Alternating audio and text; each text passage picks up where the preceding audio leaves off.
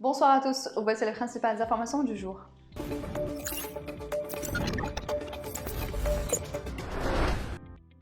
L'examen de fin de cycle primaire est officiellement annulé pour l'année scolaire en cours, et ce après une étude approfondie et exhaustive de l'efficacité de cet examen sur les plans pédagogiques, d'enseignement et d'évaluation, a indiqué ce jeudi le ministre de l'Éducation nationale Abdelhakim Belabed.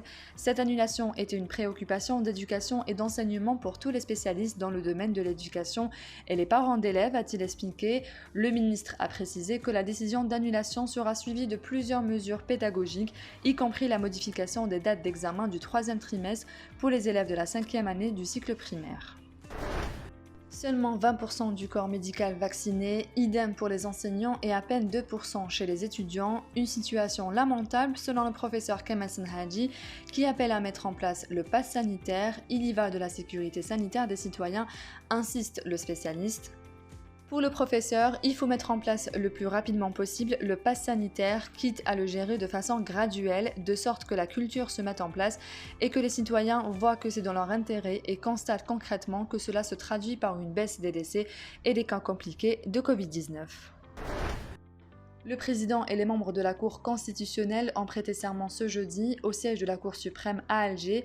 L'audience de prestation de serment a été présidée par le premier président de la Cour suprême, Taha al-Mamouni, en présence du ministre de la Justice, garde des Sceaux Abdelrachid Tabi, le conseiller du président de la République chargé des affaires juridiques et judiciaires Boualem Boualem, la présidente du Conseil d'État Falida Ben Yahia et nombre de responsables et de magistrats.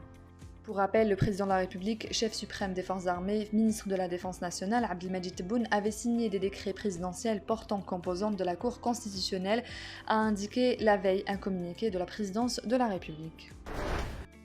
Les membres de l'Assemblée populaire nationale ont adopté mercredi l'abrogation de l'article 153 relatif à l'incessibilité des logements sociaux à partir du 31 décembre 2022, proposé dans le cadre du projet de loi de finances 2022. Il s'agit par cette abrogation de permettre à une large frange de citoyens de céder leur logement, à l'instar des citoyens propriétaires de logements dans le cadre d'autres formules. Selon le rapport de la Commission, les députés ont approuvé tous les amendements contenus dans le rapport préliminaire de la Commission des finances et du budget. Des pluies parfois sous forme d'averses orageuses affecteront à partir de ce soir jusqu'à samedi plusieurs wilayas du sud du pays, indique un bulletin météorologique spécial. Les wilayas concernés par cette perturbation atmosphérique sont Tindouf et Bni Abbas, précise la même source qui ajoute que les quantités de pluie attendues sont estimées entre 20 et 40 mm. Ces pluies, accompagnées de rafales de vent sous orage, s'étendront ensuite à la wilaya de Béchar, précise la même source. C'est la fin de ce journal, merci de l'avoir suivi. L'information continue sur notre site www.lesoirdalgerie.com.